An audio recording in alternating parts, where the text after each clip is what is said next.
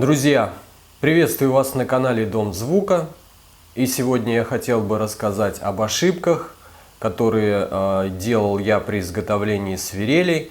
Ну и, собственно, о качестве вообще свирелей и о том, как выбрать свирель, чтобы не ошибиться. И ответить хотел бы на такой вопрос, который часто задают. Почему некоторые свирели стоят дороже, а некоторые свирели стоят дешевле? И как вообще, на что обращать внимание при покупке? На все эти вопросы я постараюсь ответить в этом видео. И начнем вот с этих двух свирелей, с трех даже свирелей. На примере этих свирелей, которые я сделал несколько лет назад, я хочу рассказать об одной ошибке, которая часто попадается на подобных инструментах. А конкретно это слабая первая нота. То есть если эта нота, если это тональность до, ну это нота до, если си, си, то есть ну как бы первая нота. Так, и возьму сразу, ну по возрастающей начнем. Вот здесь этот косяк не особо сильно заметно, но уже видно, что он есть.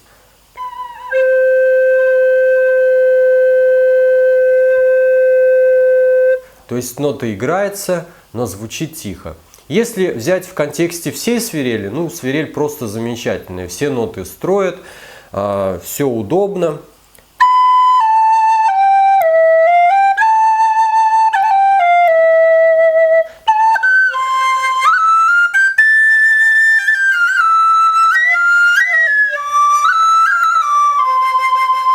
На второй октаве она очень замечательно поет, летает просто как птичка-резвится. Но стоит спуститься на первую опорную ноту базовую.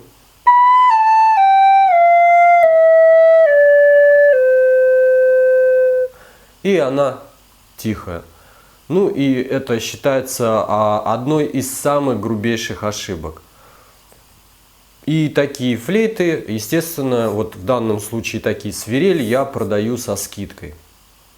Конечно, люди хотят иметь качественную свирель за небольшие деньги. И видя, что свирель стоит недорого, ну, собственно, покупают. Но всегда нужно интересоваться. И это не обязательно даже при покупке у меня. Если вы видите свирель, она дешево стоит, ну, в пределах там 1500–2000–3000 тысячи, это достаточно дешевые свирели. То есть даже цена 3000 для качественных флейт это не подходящая цена. Почему? Потому что на качественных свирелей достаточно очень много ресурсов, внимания затрачивается. И поэтому обращайте сразу внимание, когда вы видите такую цену, ну, первая нота. Так, и вот пойдем сразу по возрастающей. Вот свирель, сделанная тоже несколько лет назад, первая нота. Еще тише звучит. Но это был эксперимент. То есть я экспериментировал с диаметром внутреннего канала. Я старался сделать диаметр внутреннего канала на достаточно низких свирелях как можно меньше. И эти эксперименты меня привели к тому, что я понял, что слабая нота с уменьшением диаметра внутреннего канала, она слабеет. И поэтому я отказался от этой идеи уменьшения диаметра. Но вот мои эксперименты так и остались при мне. Ну, собственно, на этих экспериментах сейчас я и показываю вам этот пример. Если подниматься выше, свирель начинает звучать. И вторая октава звучит.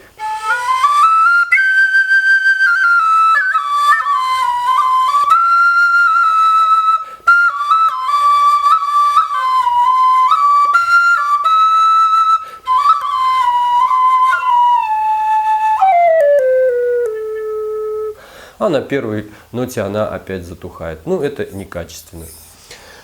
И тростниковые свирели, которые я делал вообще на скорую руку. Первая нота вообще еле слышна.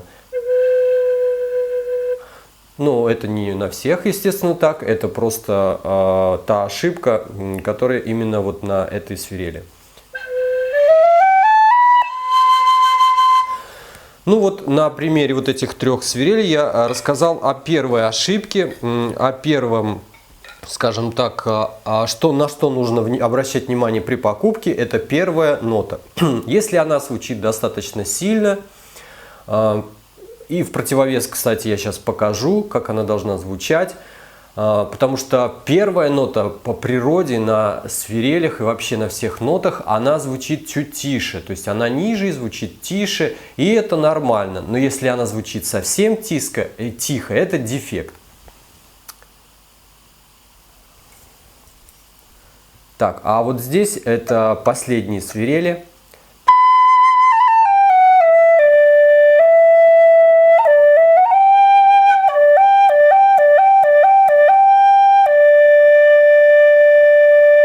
Здесь она звучит нормально, приемлемо.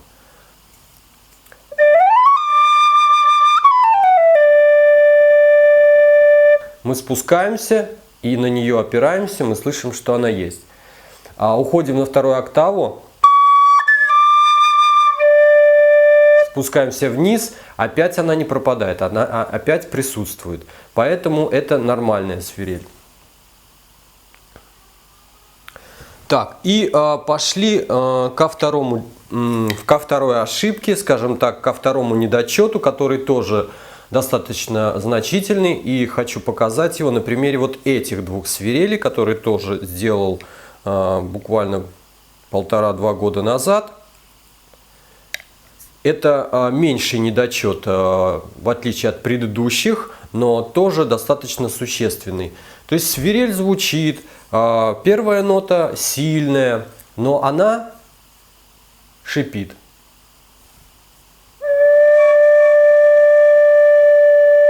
Нету достаточной чистоты.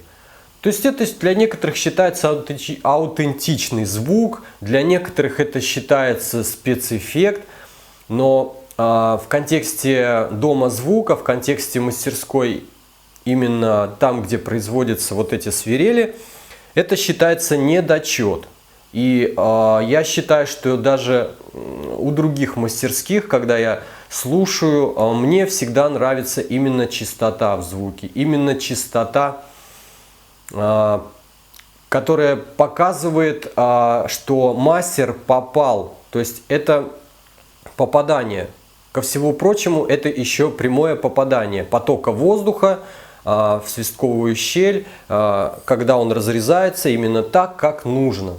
То есть там все поровну. Какая-то часть уходит вверх, какая-то вниз, и этот баланс сохранен. И если есть шипение, значит этот баланс не сохранен. А соответственно, что нам тяжелее сделать? Попасть именно в баланс. Поэтому ценить нужно чистоту. Ну, если кто-то хочет добавить шипение, это всегда легче сделать, это всегда проще сделать, чем добиться чистоты. Поэтому, конечно, привнести шипение в каких-то моментах, ну, это своего рода спуститься на ступеньку ниже, и как бы там это добавить легче. То есть это, конечно, тоже нужно, это эффект, но если ты не умеешь чисто сделать, то есть это уже дефект. И если особенно это совсем шипение на всех флейтах и стабильно, это, ну, я считаю, что это дефект. Так, и вот вторая.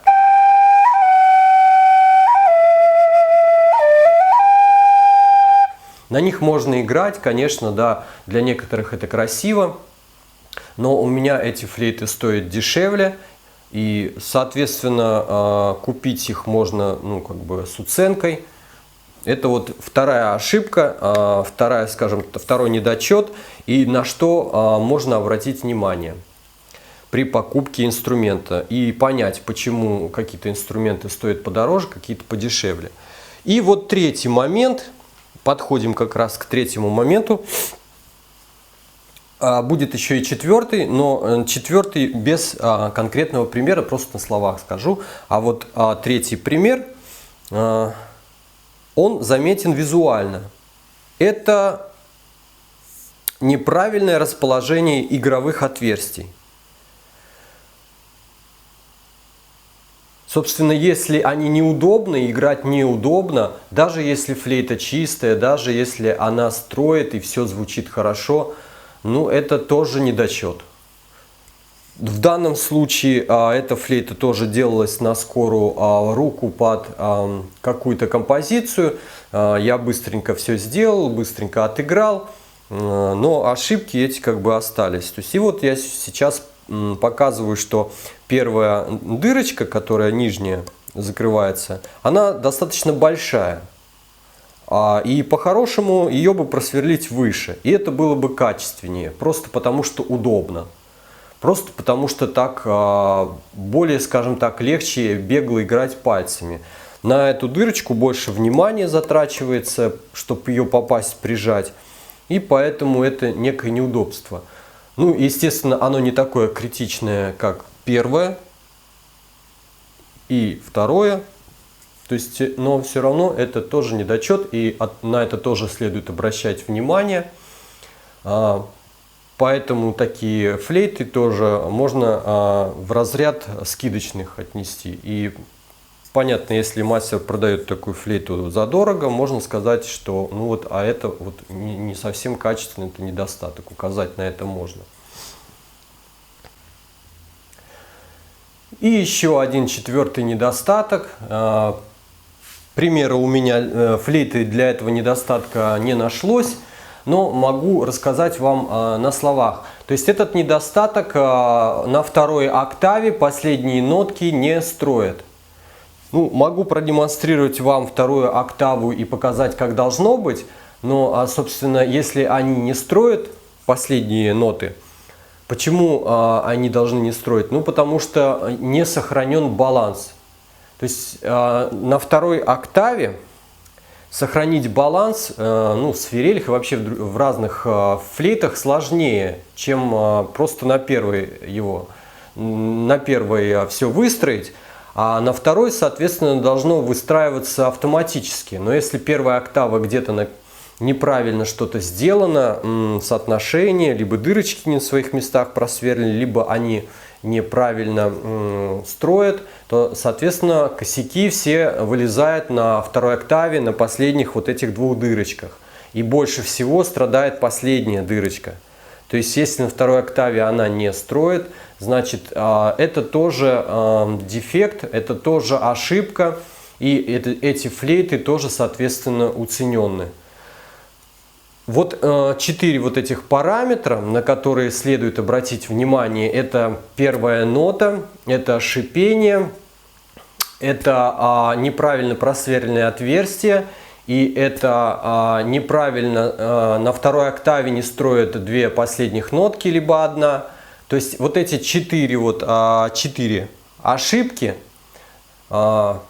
нужно проверять. То есть если по всем 4 параметрам все хорошо, и свирель еще и к тому же еще и красиво, то она действительно может считаться хорошей, правильной, эталонной. Ну, таковых у меня были единицы, потому что внешний вид меня тоже всегда смущает. Что-то я от руки делаю, но что-то не устраивает. Вот. И таких вот флейт было мало, и если они вам попадаются, значит, действительно вы понимаете, что эти флейты могут хорошо стоить, и они стоят не зря, потому что все вот этих 4 параметра были соблюдены мастером. Значит, мастер действительно приложил усилия, он работал над всеми этими 4 параметрами. Если он их выполнил, значит, он действительно прошел этот путь, и он что-то осознал, по каждому параметру был проведен эксперимент. Что-то было приемлемо, что-то отсеялось. Ну и вот вторая октава.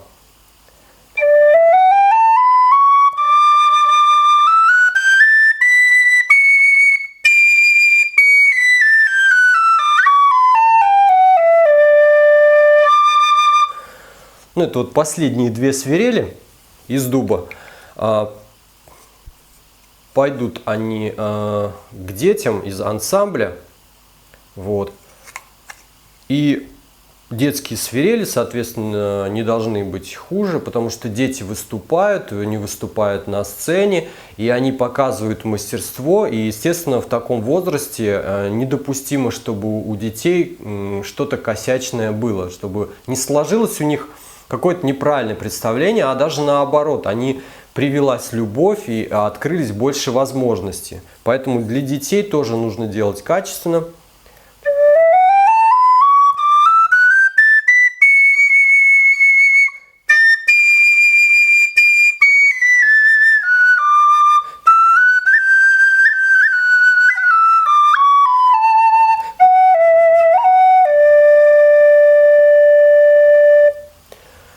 Вот на примере этих двух свирелей я показываю, что здесь нету ни одной из перечисленных ошибок, но, конечно, внешний вид меня немножко не устраивает, внешний вид не устраивает, и поэтому они не могут считаться прям эталонными, но у эталонных, я скажу, у меня за всю историю было штуки 4-5.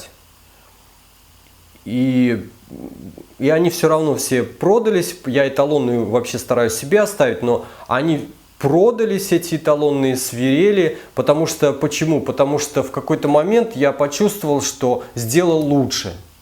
Вот такая вот эволюционная ситуация происходит. И, соответственно,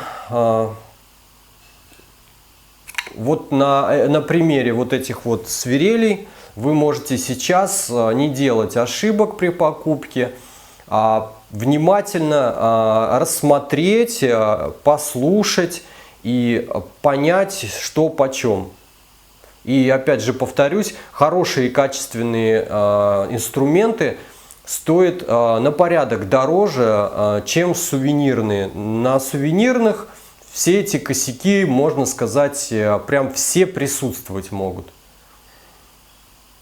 Вот такая вот история. Благодарю вас за внимание.